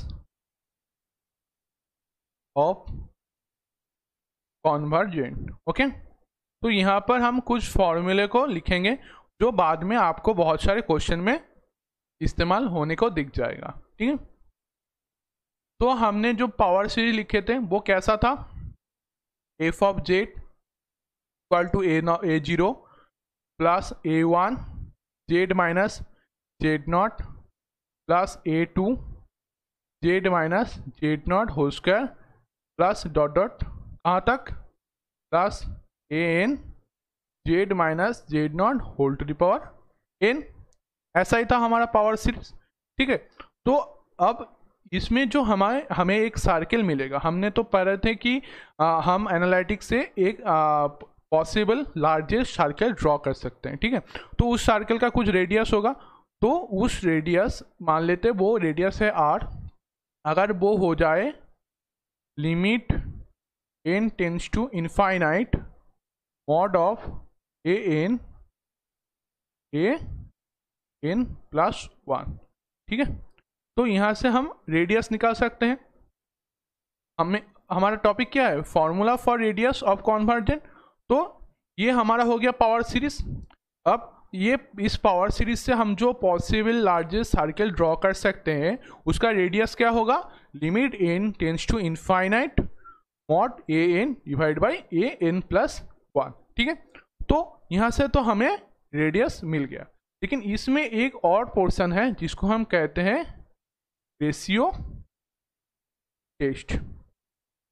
ठीक है, तो आप देखिए ये जो पोर्शन है an plus 1 divide by an, ये जो पोर्शन है इसका कुछ टर्म है। ठीक है, इससे हम कह सकते हैं ये पावर सीरीज कॉन्वर्ज होगा या डाइवर्जेंट होगा या दोनों होगा। ठीक है, तो पहला क्या हुआ, अगर इसको एक बार लिख लेते हैं, जो है an plus 1 divide by an।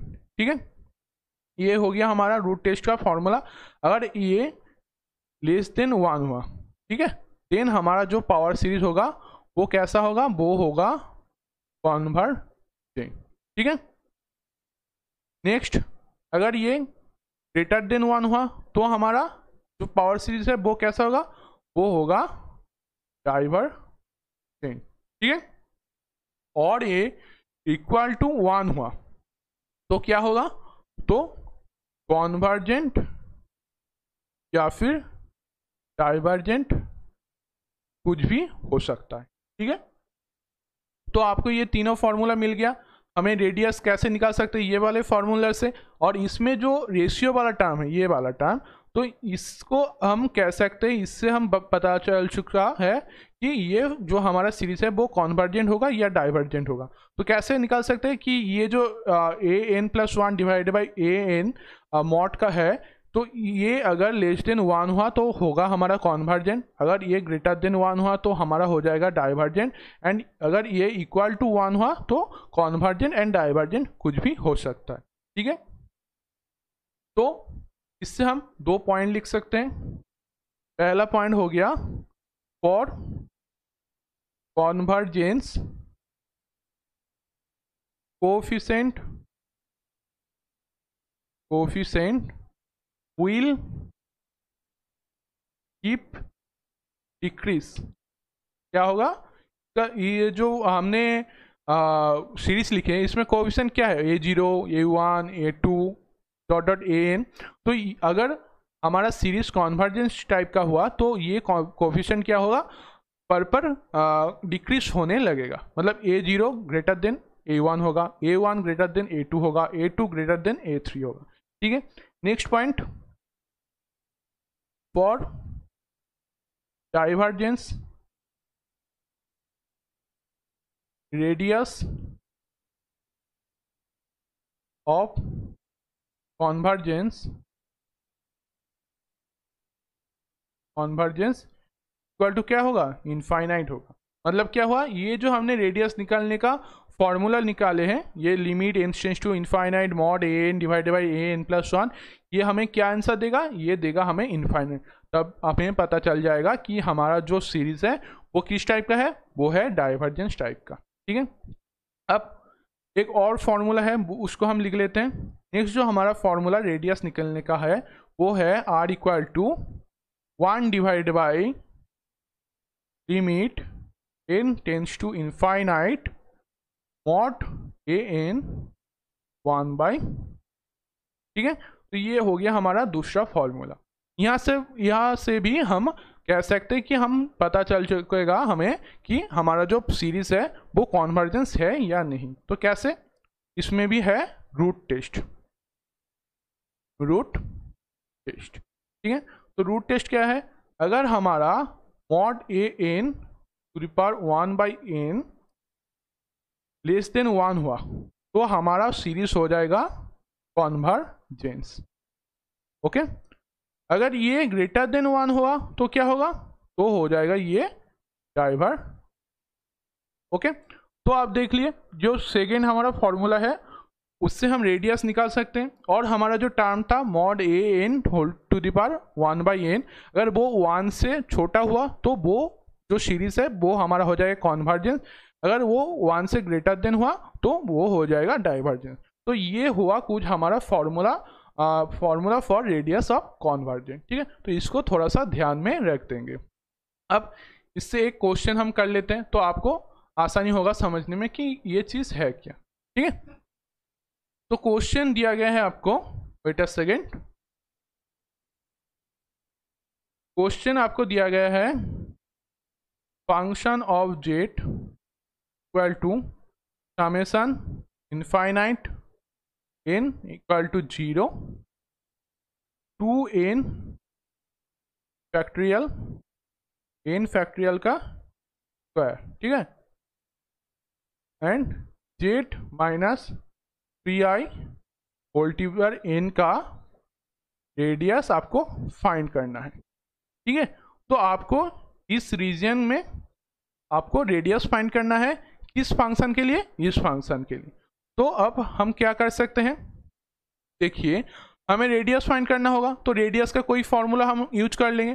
तो हमें जो पहला फॉर्मूला था वो क्या था, r equal to limit n tends to infinite mod a n divide by a n plus 1 था, यही तो था हमारा फॉर्मूला। तो इसके लिए हमें क्या चाहिए, a n चाहिए एंड ये n प्लस 1 चाहिए। ठीक है, तो a n हम मान लेते हैं कि हमारा a n क्या दिया हुआ है, हमारा a n दिया है 2n फैक्टोरियल। ठीक है, डिवाइड बाई n फैक्टोरियल का स्क्वायर, ये रहा हमारा a n। तो अगर हम a n प्लस 1 निकाल लें, a n प्लस 1, तो a n प्लस 1 हमारा क्या हो जाएगा, 2n प्लस 1 का factorial divide by n plus 1 का फैक्टोरियल। n की जगह हम n प्लस 1 लिख लिए तो, और उसका क्या होगा, उसका स्क्वायर हो जाएगा। तो इसको अगर हम एक्सपेंड करें तो हमें क्या मिल जाएगा, पहले तो मिलेगा 2n प्लस 2। ठीक है, देन क्या मिलेगा 2n प्लस 1, फिर 2n फैक्टोरियल, ऐसे ही आगे बढ़ते रहेंगे। और नीचे वाले से हमें क्या मिलेगा, n plus 1 then n factorial और इन दोनों का स्क्वायर। ठीक है, तो ये मिल गया। अब हम इन दोनों का जो वैल्यू है इसको हम फॉर्मूले में पुट कर देंगे। तो r हमारा क्या होगा, limit n tends to infinite mod a n divide by a n plus 1। ठीक है, अब हम इसमें वैल्यू पुट कर देंगे तो हमें क्या मिलेगा, limit n tends to infinite, n हमारा क्या है, ये n है हमारा 2n प्लस 1 का factorial divide by n plus 1 and n का फैक्टोरियल, ये कह सकते हैं हम। अब an प्लस 1 को हम लिख लेते हैं, an प्लस हमारा क्या हो जाएगा, n प्लस 1 का स्क्वायर n फैक्टोरियल का स्क्वायर। ठीक है, और यहाँ पर भी n plus 1 square n factorial का स्क्वायर, और यहाँ पर क्या मिलेगा हमें 2n plus 2 2n plus 1 and 2n का फैक्टोरियल। ठीक है, ये मिल गया हमें। तो अगर आप इसमें काट छाट कर ले तो आपको क्या मिलेगा आखिर में, तो ये जो हमें हमारा था 1 सेकेंड, हमने an गलत लिख लिया, वेट अ सेकेंड। ठीक है, an प्लस 1 तो हमारा ठीक है, लेकिन an हमने गलत लिख लिया, उसको हम ठीक कर लेते हैं। n हमारा क्या था, ये वाला, तो ये क्या है 2n फैक्टोरियल डिवाइड बाई क्या था, n फैक्टोरियल का स्क्वायर था, ये वाला। ठीक है, और ये रहा हमारे an प्लस 1, इसको हम यहाँ पर लिख लिए। तो देखिए ये जो 2n फैक्टोरियल है ये इससे कट जाएगा, तो ये कट गया, और यहाँ पर देखिए n फैक्टोरियल का स्क्वायर है, ये इससे कट जाएगा। तो आखिर में आपका क्या बचा, limit n tends to infinite n plus 1 square divided by 2n plus 2 and 2n plus 1। ठीक है, ये मिल गया आपको। अगर आप इन दोनों में ऊपर नीच में अगर आप n स्क्वायर को कॉमन ले ले तो आपको क्या मिलेगा, limit n tends to infinite, अगर n स्क्वायर को कॉमन ले ले तो हमें क्या मिलेगा 1 प्लस 1/n, ये मिलेगा आपको। और नीचे से n स्क्वायर, यहाँ पर क्या मिलेगा 2 प्लस 2/n, एंड दूसरे टर्म में 2 प्लस 1/n, दोनों से हम n कॉमन ले तो हमें बाहर मिल गया n स्क्वायर, तो ये n स्क्वायर कट जाएगा। तो आखिर में हमें क्या मिला, आखिर में हमें मिला limit n tends to infinite 1 plus 1/n, यहाँ पर एक स्क्वायर था तो ये square divide by 2 plus 2/n and 2 plus 1/n, ठीक है। तो अब हम इसमें जो n टेंस टू इनफाइनाइट है तो n का वैल्यू हम पुट कर देंगे, तो हमें क्या मिलेगा 1 प्लस 1/इनफाइनाइट का square plus divide by 2 plus 2/इनफाइनाइट 2 प्लस 1/इनफाइनाइट। तो आपको पता है अगर हम किसी भी इंटीजर से इनफाइनाइट को डिवाइड करते हैं तो हमें क्या मिलता है, हमें मिलता है 0, ठीक है। तो ये वाला टर्म हमारा 0 हो जाएगा, ये वाला टर्म 0 और ये वाला टर्म हमारा 0 हो जाएगा। तो हमें क्या मिला, ऊपर से 1 नीचे से 2 इंटू 2, तो 1/4 हमें आंसर मिला। तो अब देखिए हमारा रीजन क्या था, z माइनस 3i, ये रीजन था आपका जिसका आंसर क्या आ रहा है 1/4।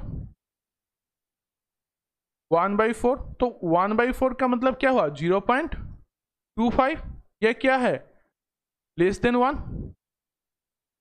हुआ। तो हमारा फॉर्मूला क्या था, अगर हमारा रेडियस लेस देन 1 हुआ तो वो कैसा होगा, वो होगा कॉन्वर्जेंट। आप देख सकते हैं कि ये जो फॉर्मूला था हमारा, अगर इसमें लेस देन 1 आया आंसर तो हमारा क्या होगा कॉन्वर्जेंट। तो यहाँ से हम कह सकते हैं कि हमारा जो रीजन है रीजन ऑफ कॉन्वर्जेंट। एंड हमारा जो क्वेश्चन में था फाइंड रेडियस, तो रेडियस हमारा हो गया 1/4 या फिर 0.25 आंसर, ठीक है। तो देखिए कैसे आप एक फंक्शन से आप बता सकते हैं उसका रेडियस पावर सीरीज में, एंड वो जो हमारा पावर सीरीज है वो कॉन्वर्जेंट है या नहीं, ठीक है। तो आज का क्लास यही तक, हमने बहुत कुछ सीख लिया आज कॉम्प्लेक्स नंबर में, कॉन्वर्जेंट डाइवर्जेंस, ठीक है। तो नेक्स्ट दिन में हम और आगे बढ़ेंगे और कॉन्वर्जेंस से जुड़े हुए बहुत सारे क्वेश्चन भी प्रैक्टिस कर लेंगे। तो आज के लिए यही तक। एंड आखिर में एक चीज़, ये रहा हमारा चैनल का लास्ट 28 डेज का रिपोर्ट, जहाँ जो स्टूडेंट हमारा लेक्चर देखते हैं उनमें 70% है नॉट सब्सक्राइब। सो हमारे साथ जुड़े रहने के लिए please subscribe our channel to support our work and community. Okay, that's it, आज के लिए यहीं तक। थैंक यू सो मच, मिलते हैं नेक्स्ट क्लास पे।